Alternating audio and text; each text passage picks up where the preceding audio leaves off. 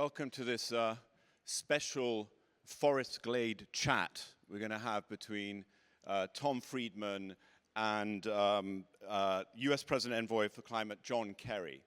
I think I'm right in saying, and John will tell me if this is incorrect, but I believe he's been to every single COP since Kyoto. Maybe that's fake news. He will correct me if it is in a second. Ladies and gentlemen, without further ado, I just want to play a very quick video and thank Leap's Bayer for supporting the event this evening. Thank you. It's an honor to be part of this important gathering parallel to COP26. And I'm grateful to the New York Times for bringing us together. I'd like to share how some companies from the Leaps by Bayer portfolio are working to tackle climate change through breakthrough innovation. After burning fossil fuels, livestock production is the single biggest driver of climate change, and demand is just skyrocketing. What Fork and Good is doing is trying to find a lower impact way of growing that same meat.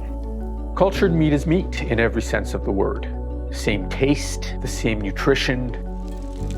It's the process that we're innovating on. The problem is scaling it up and doing it cheaply. At scale, cultured meat can reduce carbon emissions by up to 50% and reduce the amount of land use by approximately 70%. To be able to eat some of those favorite foods without sacrificing your health or the planet's health, that would be the dream.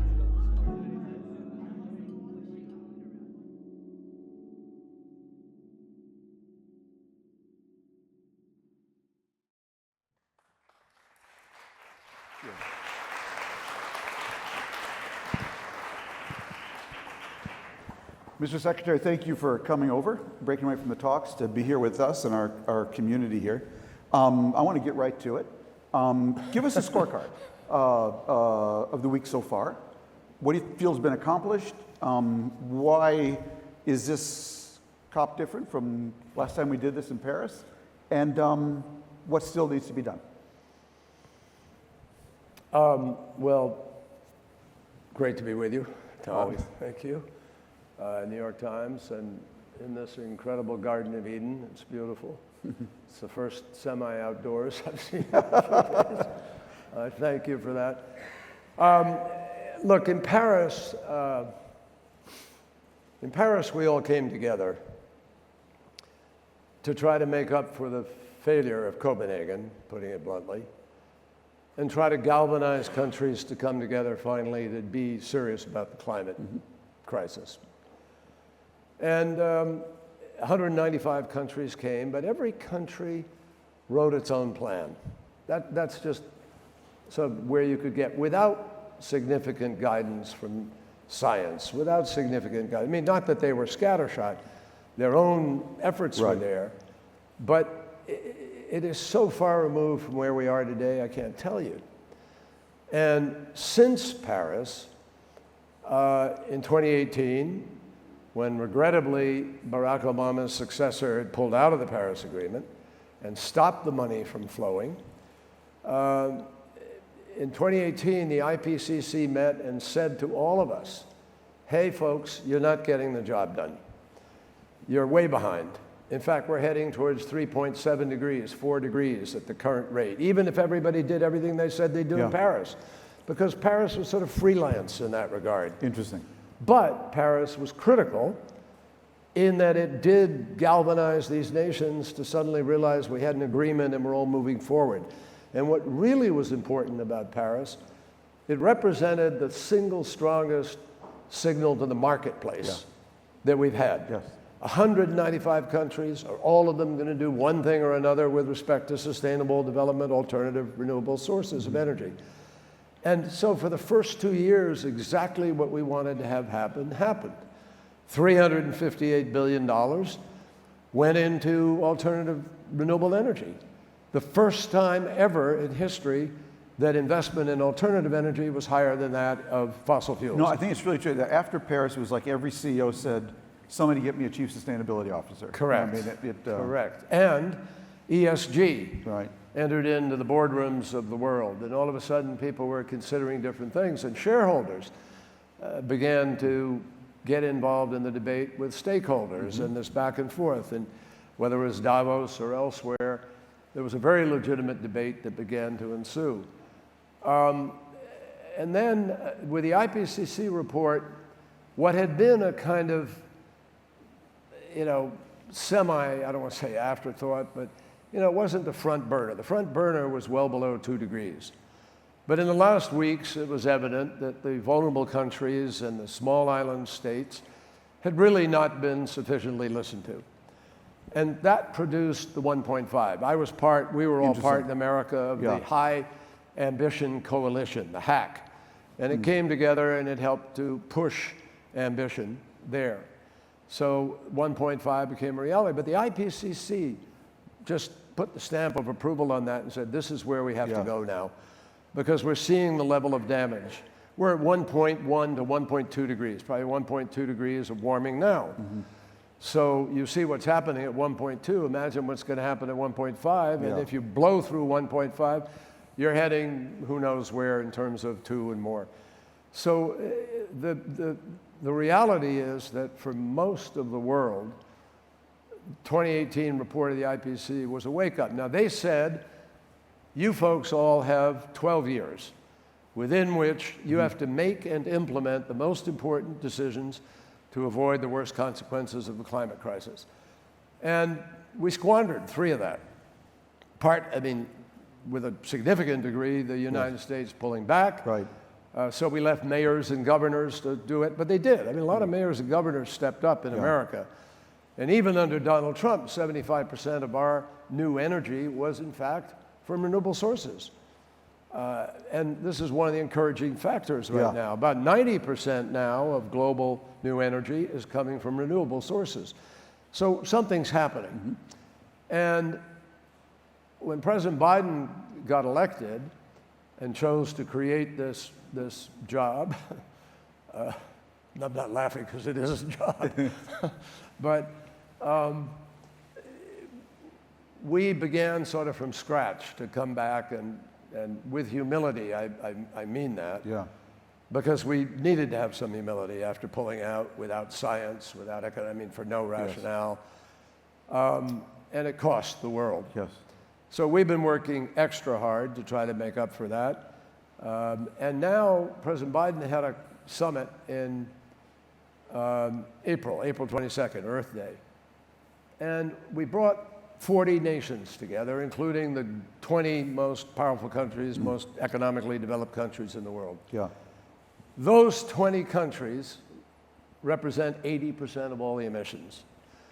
You remember Willie Sutton was asked, why do you rob the banks? And he said, because that's where the money is.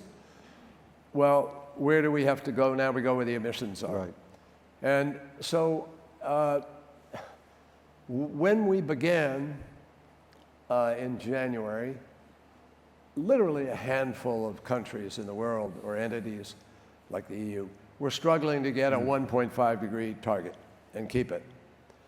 Today, as we sit here, we are at 65% of global GDP, has OECD and IEA and UN certified plans to implement policies that produce a 1.5 chance of staying alive. 60% chance you can keep it alive. That's sort of the best of where we are. And those 65% are, about the majority of the G20. So if 65% are in, 35% are out. And that's the challenge. We've got to bring every nation to the table here with higher ambition as fast as they can. Now, in fairness, some countries are in a tough place, so you got to sort of recognize, how are we going to transition them? If 79% of your economy is dependent on energy that comes from coal, and you don't have gas, and you don't have oil, there's not enough nuclear, where did you go? How fast can you do it? That's our challenge. It's like World War II, when we knew what we had to do in order to win the war by the winter of 1943, and so by the next year, a Ford Motor Company plant in Michigan was turning out one B-24 every hour. We could do this with solar panels, with wind turbines. We could have a Manhattan Project, and that's what President Biden's aiming for. Yeah. If we can get this legislation passed that goes into direct air carbon capture, long-term storage, green hydrogen, bigger, better electrolyzers, bring it all to scale. About 50% of the reduction of emissions that we have to make over the next 10 years is going to come from technologies that are not yet at scale. And there are about 42 to 46 critical technologies defined by the IEA. So that's where our effort has to go, Tom. And So, yeah. we have to, One of the things, I've been coming to the COP since Bali in 2007, and one of the things that I've noticed here, and I wonder if you have, is this is the first COP I've been to where the delegates are more afraid of the kids than the press. It's actually palpable to me. And I think it's part of a sense of the criticality of the moment. And you were talking upstairs, and I thought, really well explaining what are some of the really substantive things that have been done here that we hadn't, building on Paris, that one can actually point to. There's a huge list. There's so many that I haven't even had a chance to digest them all. But I'm telling you that something different, I say this I haven't been to every COP since Kyoto, but I've been to an awful lot of them. And I've never felt the kind of energy that we feel here right now. I've never seen the shared sense of urgency as broad as it is today. One of the reasons I was late right now, I just came from a meeting with Xi Jinping and the Chinese, and we're trying to work through to see if we can find common ground. And they have issued a plan called 1+N, which does a lot of things, at least in general terms, and we're trying to kind of pin it down and see if we can grow it out a little bit. Met with Russia this afternoon, and we're talking about methane, and how do we take an extractive society like Russia and their economy and transition them. But they have problems. Yeah. The Siberia was burning last year. Yeah. And the permafrost is thawing, and much of their infrastructure for their extraction activities is built in that. Yes, yeah. So there's instability in it now, and they've got to really consider, what do you do going forward here? Take us a little bit inside that China debate, because I've been reading about, there's a tension in China where some people want to use the climate issue as a way to gain leverage on Hong Kong or Taiwan or trade, and others like Xi Jinping, who I think seriously wants to be part of the solution. What does it look like from your perspective? You know what? Since I'm still in the middle of it, I think I'll hang on to that one. I got you. Fair enough. I'll just... Good try, Tom. So the kids, I was going to go back to the kids. No. Can I say something about the kids? The kids are great. Yeah. They're just great. They have every reason in the world to be really angry and frustrated. I feel frustration. Yeah. I mean, we started this journey in the U.S. Senate in 1988, and Al Gore, myself, a whole group of senators, Republican and Democrat alike, mind you, Senator John Warner, Senator McMathias, these people were all engaged, and we went to Rio in '92 with high hopes that would get us on the road. Then we went to Kyoto, high hopes that could work, and then of course the Senate shut it down because it was mandatory and they didn't feel other countries were contributing. So that's what gave birth to the alternative formula, which was write your own plan. Just, damn it all, reduce something, make something happen. And now we're in a place where the IEA and the IPCC, the UN process, has really established some guideposts that we didn't have. Yeah. And the goals are clear. We have to cut 45% of emissions over the next 10 years. If we don't do that, we don't keep 1.5 degrees alive. Right. And if you don't do that in those 10 years, then you cannot achieve net zero by 2050. So the stakes could not be higher. Why is the deforestation announcement and the methane announcement, it seem to be pretty contradictory. Why are they important? They're both game changers because about 20% of all the emissions that we've got to reduce are going to be taken in by the trees, by the forests. And we're losing 10,000 acres a day in the Amazon. I think the Congo Basin is now, in fact, more of a lung to the world than is the Amazon as a result of that. So we have to stop the deforestation.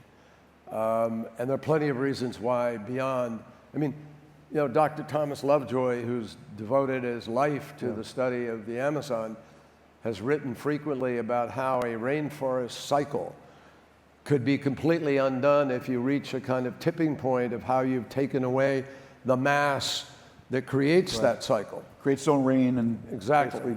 And we don't know precisely, you know, but the precautionary principle of governance would suggest that if the scientists are saying, hey, here's a warning sign, guys, you ought to listen to it.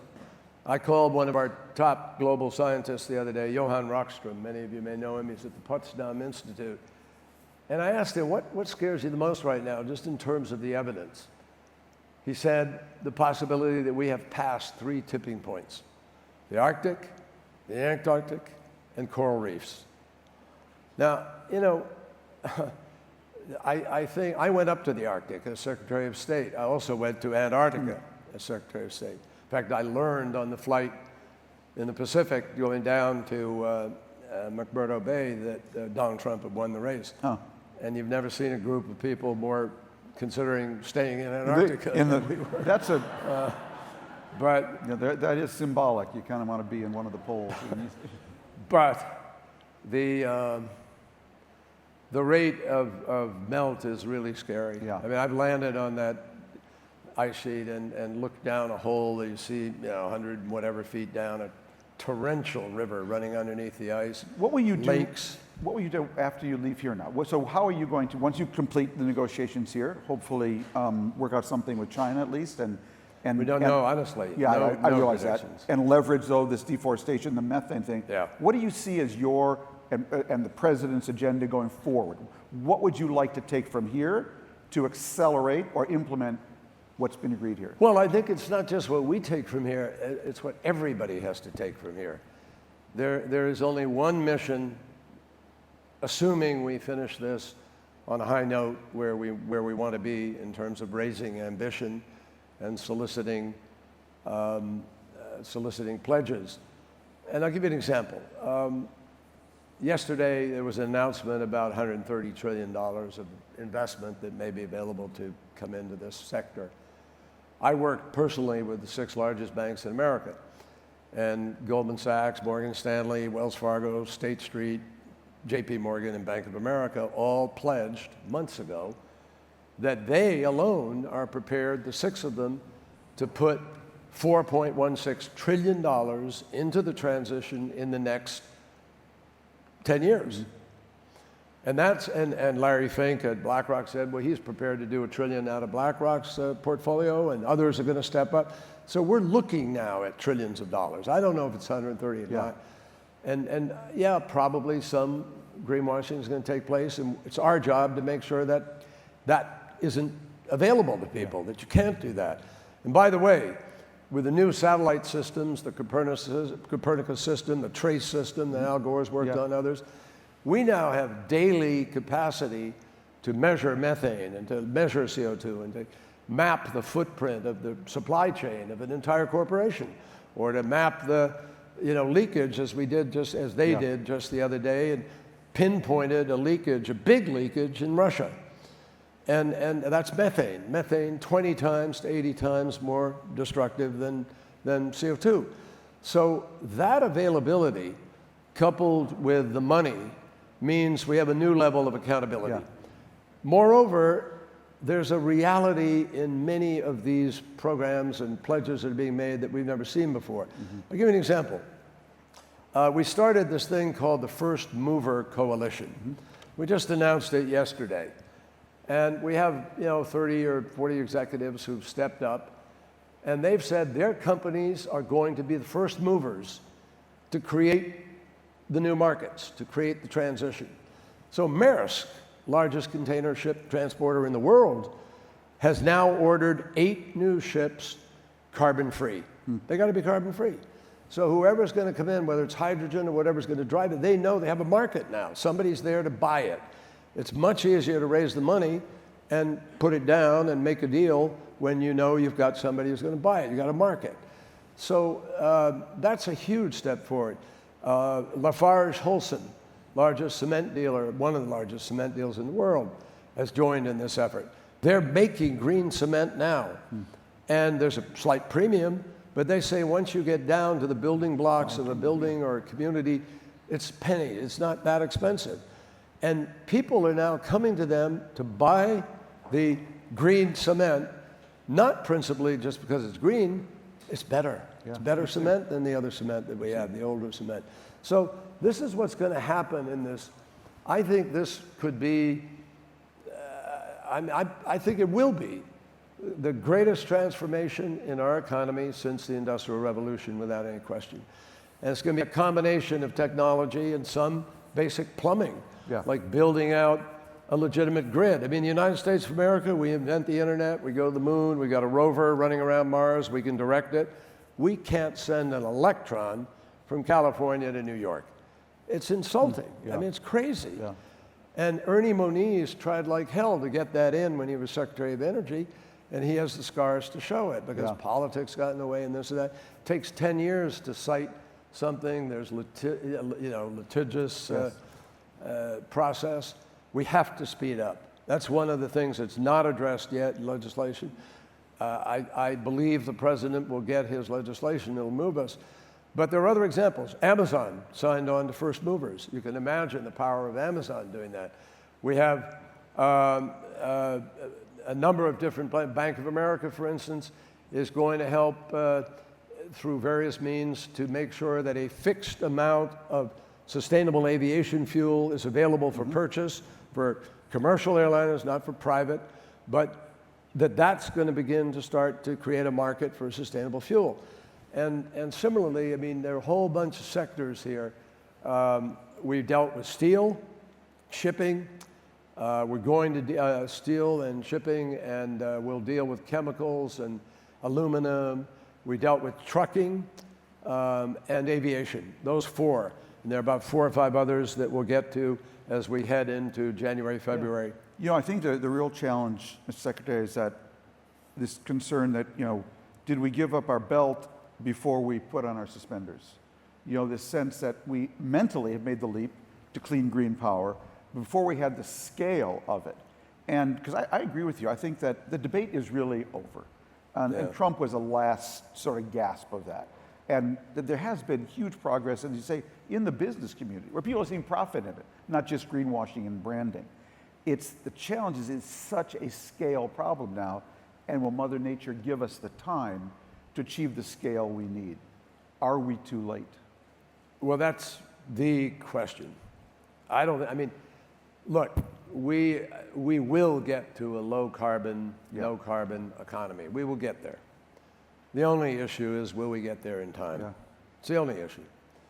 And really, I mean, we don't have all the technologies we need, but we have enough pretty much that we can be moving. I mean, if you just, Fatih Birol, who's done a great job at the IEA, put out a report that said we need to be, you know, transitioning out of coal 5 times faster than we are.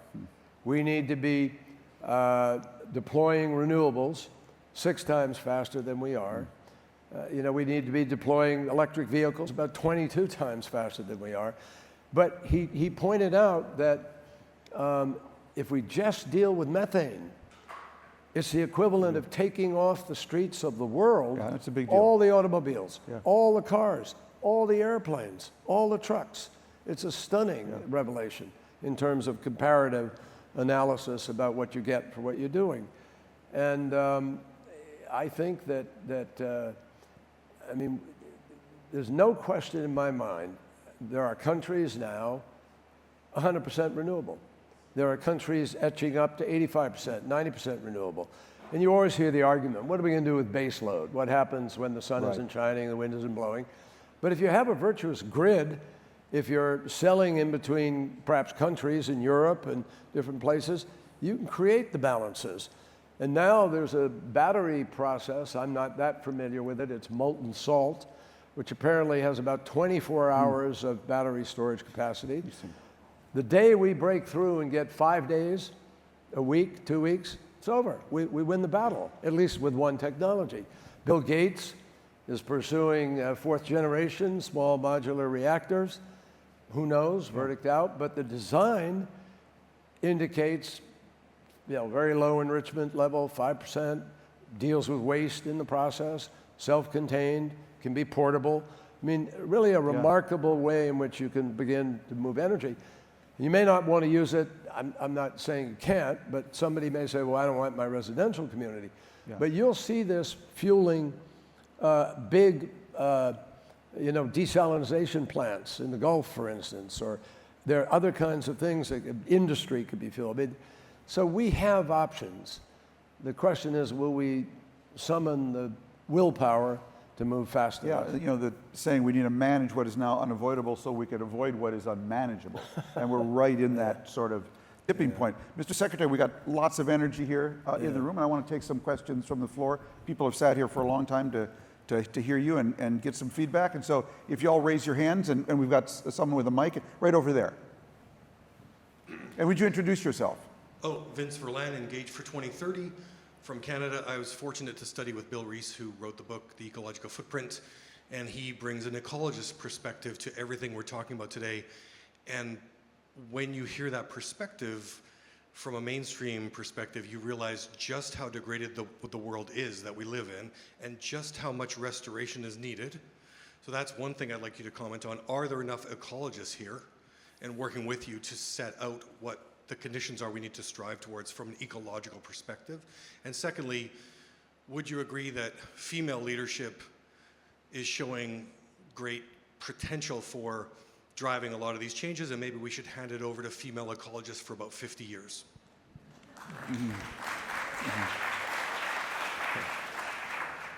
Well, I have people in my family who would argue that we should hand it over to prime ministers and finance ministers and presidents, and we'd be better off. That's coming from two daughters, ladies and gentlemen. Look, I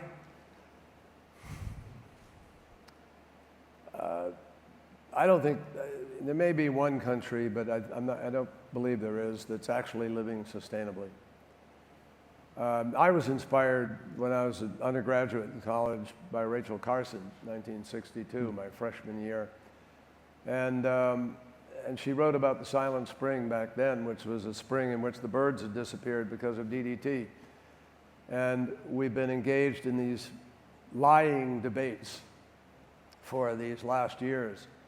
And I think you can trace it, They started to attack Rachel Carson, tried to diminish her, and she fought back, and she won the battle against the biggest, powerful companies at the time, chemical companies, and basically did it on her own in the 1950s. In the 1960s, you go through a history in our country, at least, of deception on a global basis regarding nicotine, cigarettes, and on into ozone, and on into acid rain and sulfur, and on into,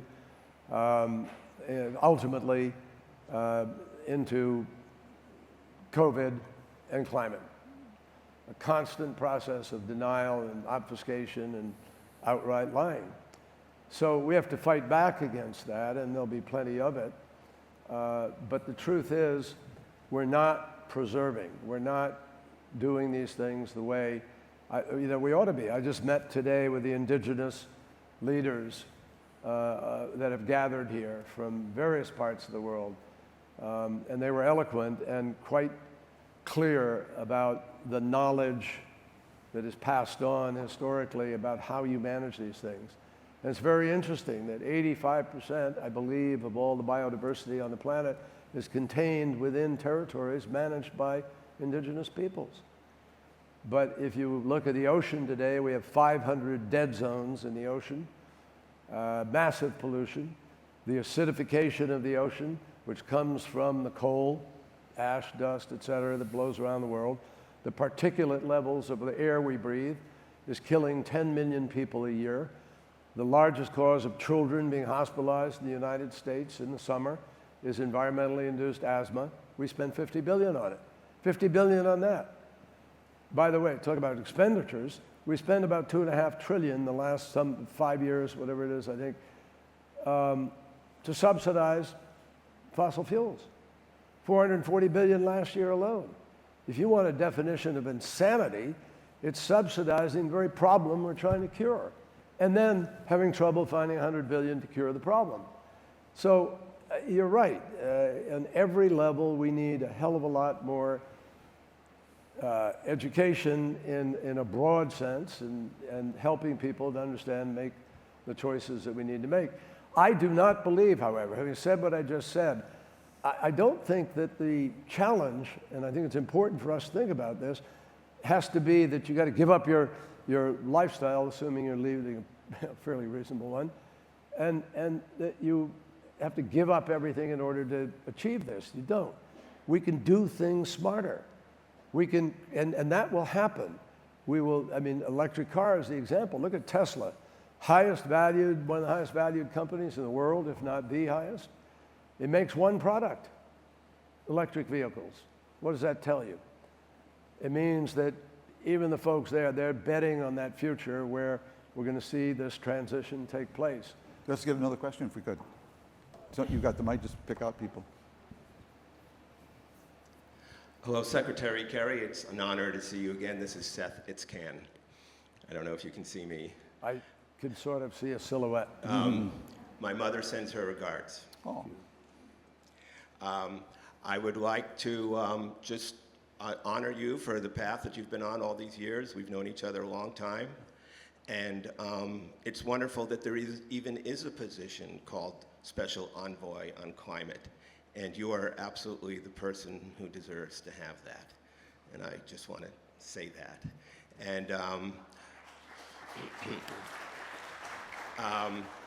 also, my organization now is called Soil for Climate. We need a question, because a lot of people have questions. So Okay, make it I quick. want to ask you how much you have thought about soil as a drawdown solution, and to say we are available to help move that conversation forward. Thank you. Our group is called Soil for Climate. Thank you. Well, there are a lot of folks who are focused on agriculture. We've started a program called, we just announced it the other day, together with the UAE, which is leading on this, and Bill Gates, the Gates Foundation are part of it, and it's called Agriculture Innovation Mission for Climate. And money is on the table for real, and there's a lot of research going into how do we help preserve the capacity to produce food and agriculture in various parts of the world. I mean, it is not without possibility that you could have a complete collapse of the agriculture of Africa, for instance, if things continue the way they're going unabated. And so we have a huge challenge ahead of us to make certain that we're going to use the soil, use the earth, nature-based solutions. They're absolutely real. They're an essential part of our arriving at our goal, and whether it's, a diet for cattle or for pigs or whatever, there's a lot happening in that. There's an asparagosis seaweed that is mixed into cattle food, and apparently significantly alters, if not eliminates, flatulence problems, methane problems. There's going to be a lot of that happening now. You know, listening to you, Mr. Secretary, it occurs to me that you've been here in your two jobs for a very interesting transition from Secretary of State to Climate Envoy. And the way I would describe it is that, when you became Secretary of State, I would say the balance of leaders around the world was to enhance their legitimacy, often through resistance, by generating resistance to us, to each other, to their neighbors.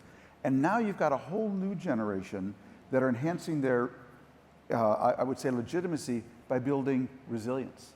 And it's a really interesting change. You said the UAE. I mean, they got distracted by Yemen, I would say, and by Qatar and whatever. Now, MBZ, this is someone who's saying, no, I'm going to actually build my legitimacy by by investing in my country's resilience, not its resistance. Well, and I think it's a very interesting transition. No, it's really, I couldn't agree more. Yeah. The UAE co-hosted with us the first ever Middle East climate dialogue. We had 5 oil-producing countries from the region at this dialogue, and they signed on to a very forward-leaning document regarding the transition that needs to be made and the role they want to play in it. And in the UAE, I flew over one of the largest solar fields in the world, and they're now working on green hydrogen and so forth. Why? Because they know that ultimately their future is not going to be defined by the fossil fuels, it's going to be defined by a new economy. And by the way, ladies and gentlemen, this is the largest market the world has ever known. The market of the 90s, which made my state of Massachusetts very successful, in California and other places, Texas, was about $1 trillion market with 1 billion users. The market we're looking at now on energy is already a double-digit, multiple trillions of dollars market with 4.5 to 5 billion users, and it's going to go up to 9 billion users in the course of the next 30 years. So that's what's happening. People see, size and return on investment and possibilities here. Let's get one more question, Mr. Secretary. Someone from the back that somebody's sitting there in the back that we should give a chance. Hello, my name is Lucy. I'm a student from Lafayette College in Pennsylvania, and I'm here representing my school. My question for you would be, right now for my generation here in Glasgow and around the world, we are really seeing calls that net zero carbon emissions isn't enough, that we need this so-called real zero. So then my question for you would be, do you feel this net zero future is sustainable in the long term for a greener world, or do we need to see more than that to really mitigate carbon emissions? No, we have to see more than that for sure. I mean, even if we got to net zero 2050, we still have to suck 1 trillion tons of carbon out of the atmosphere and figure out where we're going to put it or whether we're going to do something with it. So all of this Manhattan Project I talked about needs to be looking at the utilization part of CCUS. We need utilization capacity for carbon, if it's possible. It may not be possible. I mean, some people tell me, hey, man, it's some very smart people who spend a lifetime doing this tell me, forget about it, it's trash. It's just going to have to find a place, throw it away. Iceland has found a way to take carbon out of the atmosphere, put it into the basalt, mix it with a fluid, I'm not conversant in what the fluid is, and it becomes stone. But bringing that to scale is pretty complicated. So we've got a big charge ahead of us. But I have, maybe it's a blind confidence, I hope not. I just know that when we put our minds to these things, the ingenuity of human beings and the amount of science we have now, with artificial intelligence and quantum computing and all the tools we have, I believe we're going to find ways to do this. It's the not having applied to, for instance, on heavy industry. How many years have all of you been hearing people say, oh, heavy industry is 19% of all the emissions or whatever, it's the hardest thing to do? But did anybody stop and say, well, we're going to do it, or we're going to try to do it? Not for a while. Why? No market, no interest, nobody was putting money there, it wasn't happening. Now it's happening in every sector of industry. The aviation, the aluminum manufacturing, the steel that I talked about a moment ago, the trucking, which will now shift to be short haul will probably be battery and electric, and long haul may be hydrogen, hard to say yet. But there's going to be a mix and match here, and yet so many things I'm convinced that will be discovered in the process. You know, Mr. Secretary, listening to you, I'm reminded I was in Israel once and talking to the editor of Haaretz, and he's, because they ran my column. I said, why do you run my column? He said, Tom, you're the only optimist we have. And another official there said, I know why you're an optimist, Tom. It's because you're short. And I said, I'm not that short. And he said, you can only see that part of the glass that's half full. So, Mr. Secretary, you are not short, but you can only see that part of the glass that's half full, and thank you for that. Thank you, sir. Thank you.